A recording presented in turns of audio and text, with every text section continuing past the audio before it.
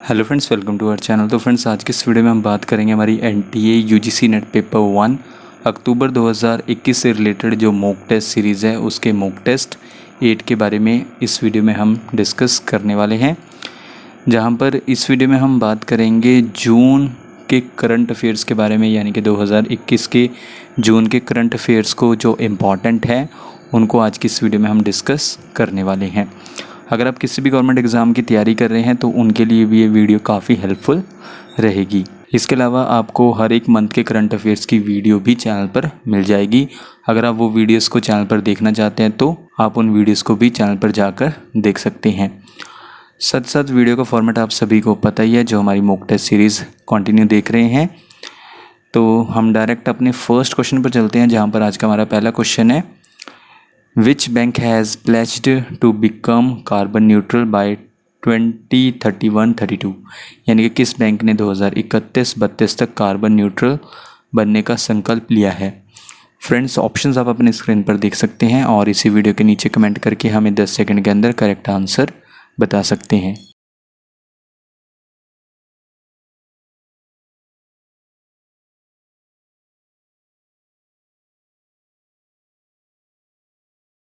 वो बैंक है इनमें से option B, HDFC bank. Then हम अपने नेक्स्ट क्वेश्चन पर चलते हैं। क्वेश्चन नंबर सेकंड में आपको बताना है, we celebrate world environment day on 5 June, what is the theme of world environment day 2021? यानी कि हम 5 जून को हर साल विश्व पर्यावरण दिवस मनाते हैं। विश्व पर्यावरण दिवस 2021 का विषय क्या है?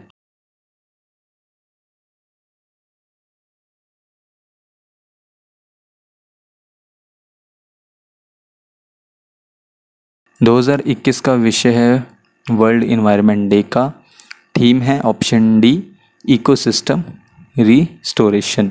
सबसे पहले हम इस क्वेश्चन में बात कर लेते हैं। World environment day United Nations day है इनकरेज करने के लिए वर्ल्ड वाइड अवेयरनेस और एक्शन, ताकि प्रोटेक्ट किया जा सके इन्वायरमेंट को। और ग्लोबल होस्ट कौन है वर्ल्ड इन्वायरमेंट डे 2021 का? पाकिस्तान।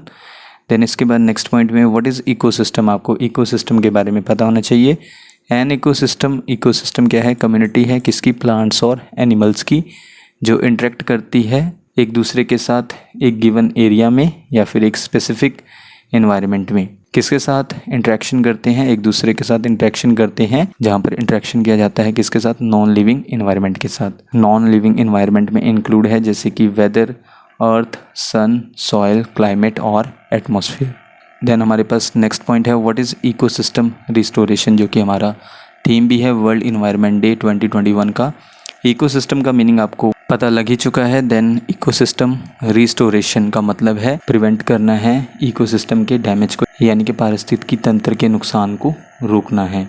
रिस्टोरेशन कई तरीक़ों से हो सकता है, जैसे एग्जांपल के लिए मान लीजिए प्लांटिंग करना ज़्यादा से ज़्यादा, या फिर इन्वायरमेंट से प्रेशर को रिमूव करना, ताकि जो नेचर है, प्रकृति है, अपने आप ठीक हो सके। सभी तरह के इकोसिस्टम रिस्टोर हो सकते हैं, जिनमें शामिल हैं जैसे कि फॉरेस्ट, फार्मलैंड्स, सिटीज़, वेटलैंड्स और oceans.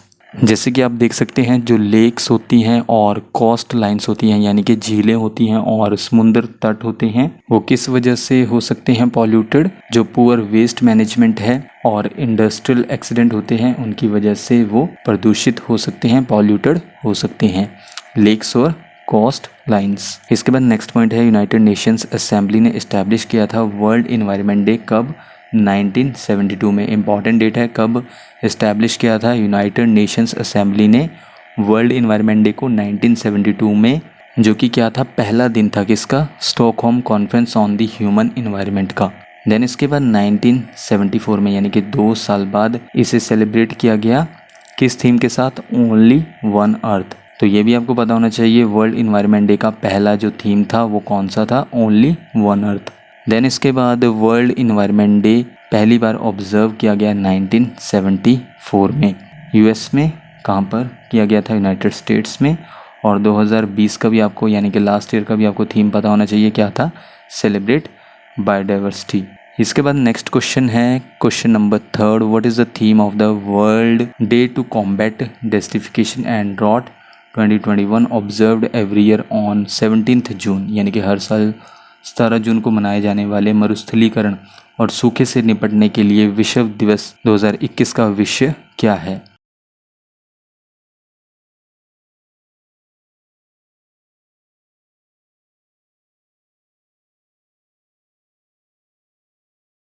World day to combat desertification and drought 2021 हर साल कब ऑब्जर्व किया जाता है? 17 जून को। और 2021 का थीम क्या है? Option D, restoration land and recovery, we build back better with healthy land, यानी कि बहाली भूमि और वसूली, हम स्वस्थ भूमि के साथ बेहतर निर्माण करते हैं। ये थीम है 2021 के world day to combat desertification and drought का, जो फोकस करता है किस पर? जो डी ग्रेड लैंड है उसको बदलना है किस में? हेल्दी लैंड में, यानी कि जो बंजर भूमि है उसको स्वस्थ भूमि में बदलने पर जोर देता है। और साथ ही साथ ये हेल्प करता है बायोडाइवर्सिटी यानी कि जैव विविधता को रिकवर करने में। नेक्स्ट पॉइंट में world day to combat desertification and drought, ये क्या है? यूनाइटेड नेशंस ऑब्जर्वेंस है जिसे सेलिब्रेट किया जाता है हर साल 17 जून को। और इसका उद्देश्य क्या है? पर्पस क्या है? रेस करना अवेयरनेस, जो प्रेजेंस है किसकी? डेस्टिफिकेशन की और ड्रॉट की, यानी कि मरुस्थलीकरण और जो सूखा है उसकी प्रेजेंस के बारे में जागरूकता फैलाना और हाईलाइट करना उन मेथड्स को जिससे प्रिवेंट किया जा सके, रोकथाम किया जा सके, रोका जा सके डेस्टिफिकेशन को और रिकवर किया जा सके सूखे से, यानी कि ड्रॉट से। इसके बाद क्वेश्चन नंबर 4 में आपको बताना है dash Rajasthan based climate activist has one the prestigious United Nations Land for Life Award for his environment conservation concept familial forestry, यानी कि डैश राजस्थान के एक जलवायु कार्यकर्ता ने अपनी पर्यावरण संरक्षण अवधारणा पारिवारिक वानिकी के लिए प्रतिष्ठित संयुक्त राष्ट्र का लैंड फॉर लाइफ अवार्ड जीता है।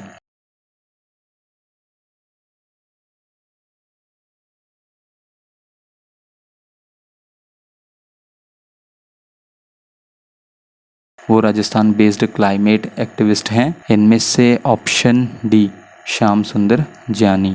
विनर अनाउंस किया गया था 17 जून 2021 को। कब? World day to combat desertification and drought जिस दिन सेलिब्रेट किया जाता है उस दिन अनाउंस किया गया विनर को।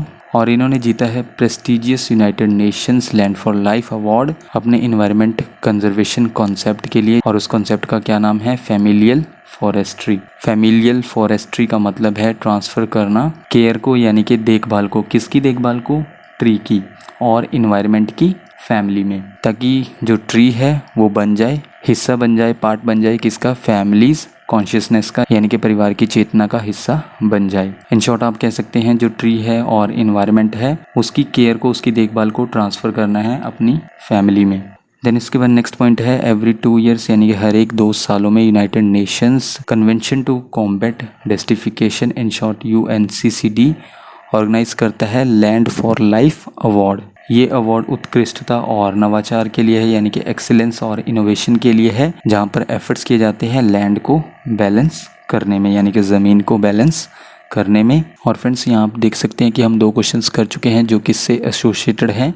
World day to combat desertification and drought से। और ये क्वेश्चंस हमने इसलिए कवर किए हैं क्योंकि जो आपका यूनिट 9 है पेपर 1 के लिए पीपल डेवलपमेंट एंड इन्वायरमेंट, उसका सब टॉपिक है कौन सा? Sustainable development goals. ये गोल 15 से एसोसिएटेड है, जहाँ पर हमारा सस्टेनेबल डेवलपमेंट गोल 15 क्या है? Life on land. इस SDG गोल 15.3 के अंदर लैंड डिग्रेडेशन न्यूट्रलिटी, यानी कि भूमि शरण तटस्थता की बात की गई है। तो यहाँ पर आपका एक और क्वेश्चन क्लियर हो जाता है, जो हमारा सस्टेनेबल डेवलपमेंट गोल 15 है वो किससे जुड़ा है, किससे एसोसिएटेड है? लाइफ ऑन लैंड से।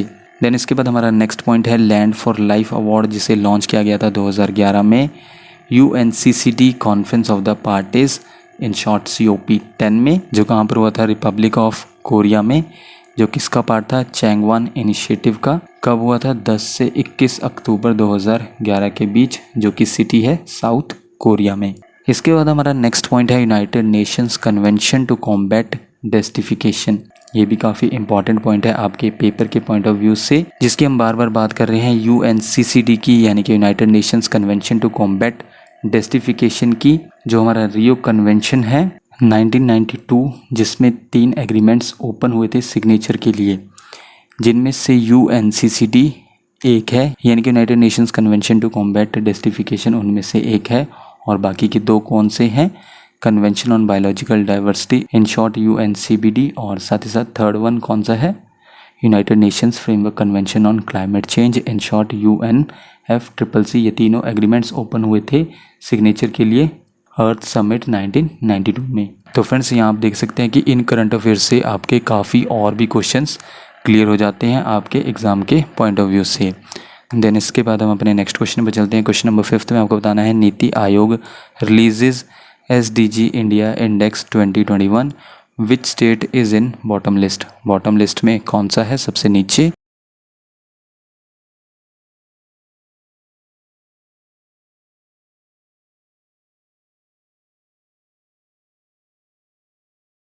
इनमें से है वो है ऑप्शन सी बिहार, जहाँ पर बिहार का स्कोर रहा 52। नीति आयोग क्या करता है, SDG इंडिया इंडेक्स को रिलीज करता है। क्वेश्चन अक्सर एग्जाम में इस तरह से भी पूछा जा सकता है कि जो sustainable development goals India index है उसे कौन रिलीज करता है, तो वो है नीति आयोग। और ये थर्ड एडिशन था, जिसे कब रिलीज किया गया नीति आयोग द्वारा, 3 जून 2021 को।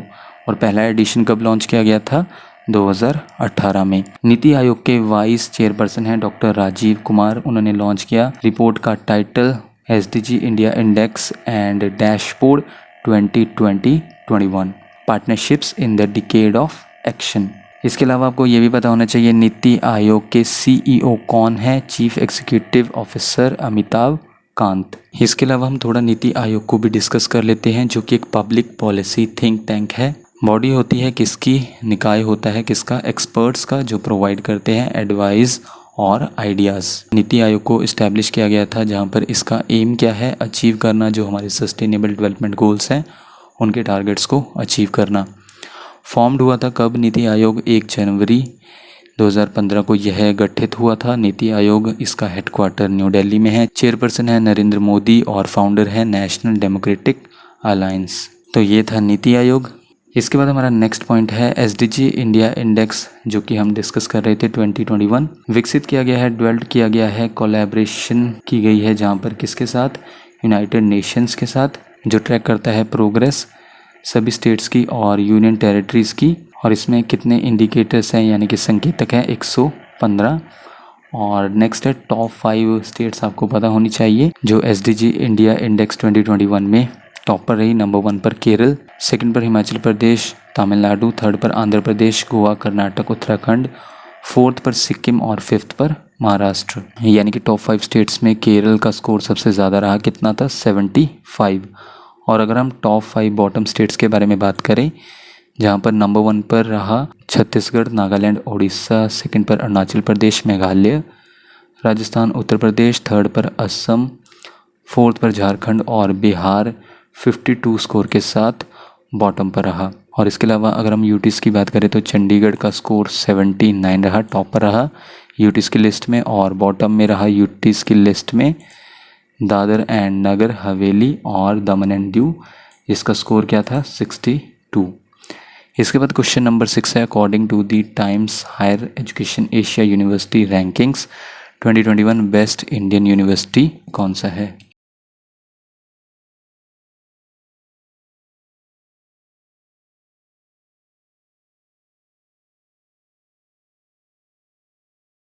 Times Higher Education Asia University Rankings 2020 के अकॉर्डिंग बेस्ट इंडियन यूनिवर्सिटी रहा। इनमें से ऑप्शन है Indian Institute of Science Bengaluru, जहां पर ये बेस्ट इंडियन यूनिवर्सिटी रहा Times Higher Education Asia University rankings 2021 में।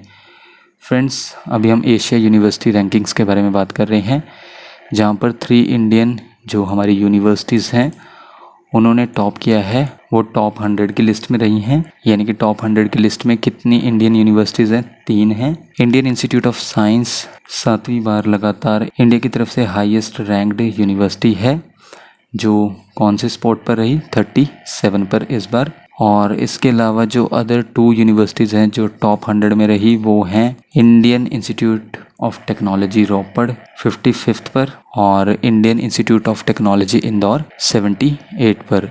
इसके अलावा जो चाइनीज़ यूनिवर्सिटीज़ है, सिंगवा यूनिवर्सिटी वो फर्स्ट पे रही Times Higher Education Asia University rankings 2021 में। देन इसके बाद क्यूएस यानी कि Quacquarelli Symonds World University rankings 2022 के बारे में बात करें तो वर्ल्ड की टॉप रिसर्च यूनिवर्सिटी कौन सी है? Indian Institute of Science Bengaluru. Then इसके बाद क्यूएस वर्ल्ड यूनिवर्सिटी रैंकिंग्स 2022 से कुछ और पॉइंट्स भी देख लेते हैं। इससे पहले हमने डिस्कस की कौन सी rankings, Times Higher Education Asia University rankings 2021, लेकिन ये कौन सी रैंकिंग्स हैं? क्यूएस वर्ल्ड यूनिवर्सिटी रैंकिंग्स 2022, जहाँ पर वर्ल्ड की टॉप रिसर्च यूनिवर्सिटी कौन सी है? Indian Institute of Science Bengaluru.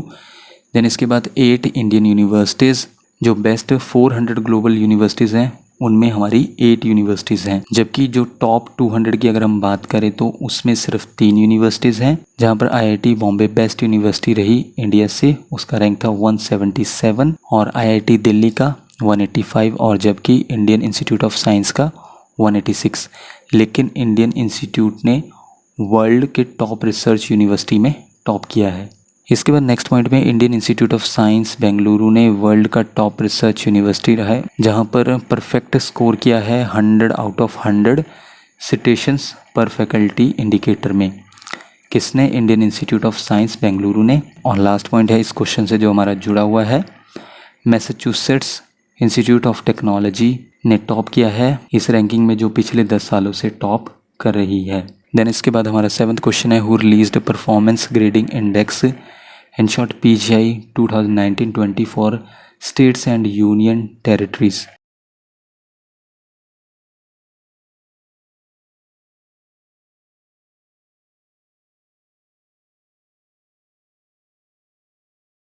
Release किया है परफॉर्मेंस ग्रेडिंग इंडेक्स 2019-20 स्टेट्स के लिए और यूनियन टेरिटरीज़ के लिए, इनमें से ऑप्शन बी रमेश पोखरियाल निशंक ने। तो हम जून के करंट अफेयर्स के बारे में बात कर रहे हैं, जब ये एजुकेशन मिनिस्टर थे। कौन? रमेश पोखरियाल निशंक। और जबकि करंट एजुकेशन मिनिस्टर कौन है? Dharmendra Pradhan.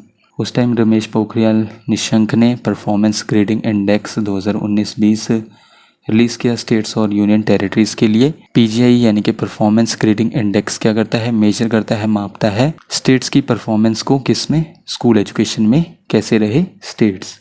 2021 PGI 3rd addition था। देन इसके बाद नेक्स्ट पॉइंट में चंडीगढ़, पंजाब, तमिलनाडु, अंडमान एंड निकोबार और केरल ने प्राप्त किया है ग्रेड 1++ या फिर लेवल 2, जो कि बेस्ट परफॉर्मिंग स्टेट्स और यूटीज़ हैं। और लद्दाख ने ऑब्टेन किया है लोएस्ट ग्रेड, और उसका ग्रेड क्या रहा? 7th।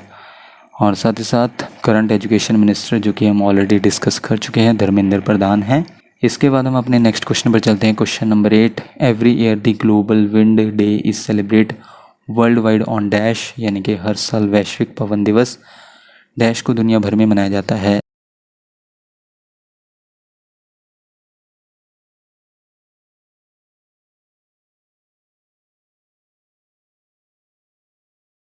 हर साल ग्लोबल विंड डे सेलिब्रेट किया जाता है वर्ल्ड वाइड कब? इनमें से ऑप्शन है 15 जून को।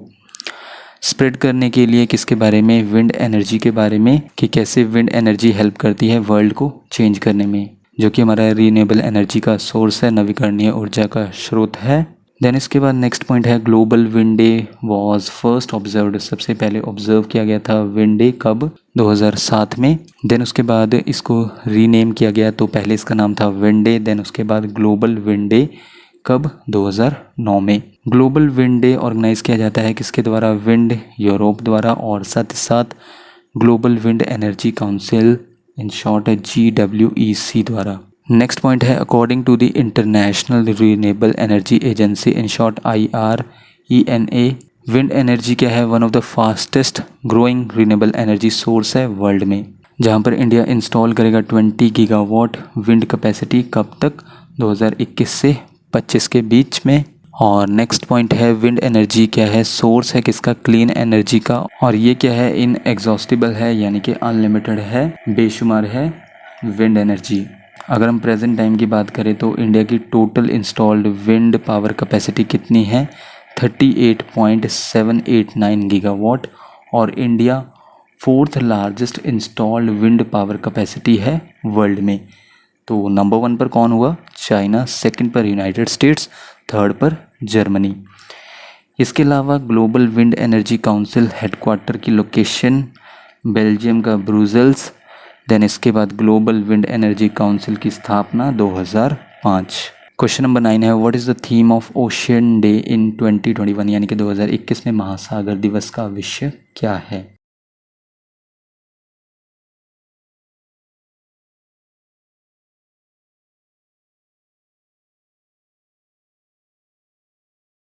ओशियन डे 2021 में विषय है, थीम है option D, the ocean life and livelihoods यानी कि महासागर जीवन और आजीविका।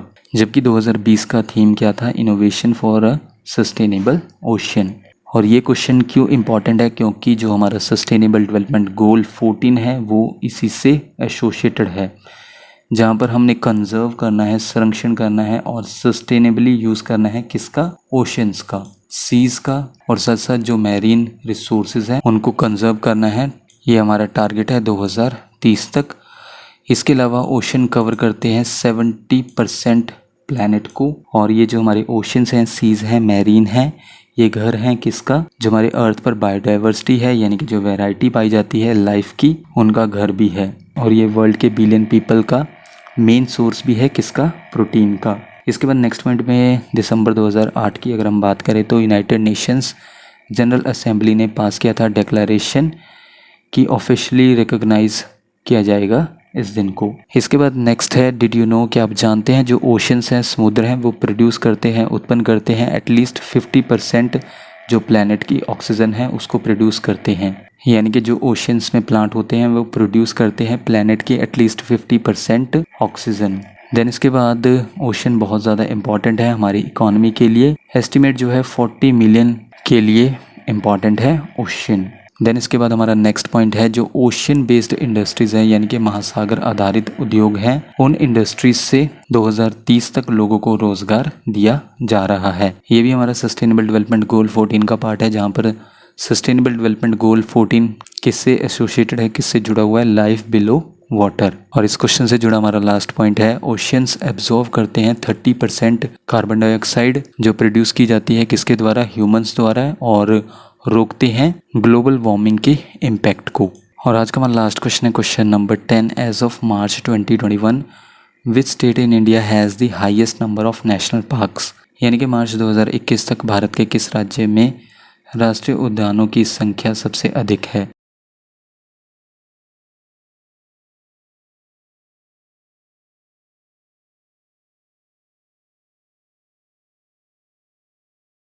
मार्च 2021 तक वो इंडियन स्टेट है जहां पर highest number of national parks हैं। इनमें से option C Madhya Pradesh. Central state of Madhya Pradesh के पास हाईएस्ट नंबर है नेशनल पार्क्स के इंडिया में मार्च 2021 तक। और सेकंड पर कौन सा है? उत्तराखंड। और टोटल कितने नेशनल पार्क्स हैं मार्च 2021 तक? 104। मध्य प्रदेश में कितने नेशनल पार्क्स हैं? टोटल 9 नेशनल पार्क्स हैं। तो फ्रेंड्स, ये थी हमारी आज की वीडियो जिसमें हमने कवर किए जून 2021 से रिलेटेड जो आपके इंपॉर्टेंट करंट अफेयर्स बनते हैं, उनको हमने आज की इस वीडियो में डिस्कस किया। आप हमें इसी वीडियो के नीचे कमेंट करके बता सकते हैं कि आपने टोटल क्वेश्चंस यानी कि 10 क्वेश्चंस में से कितने क्वेश्चंस को करेक्ट मार्क किया। नेक्स्ट वीडियो आपको जल्दी चैनल पर मिल जाएगी। So thank you friends for watching this video.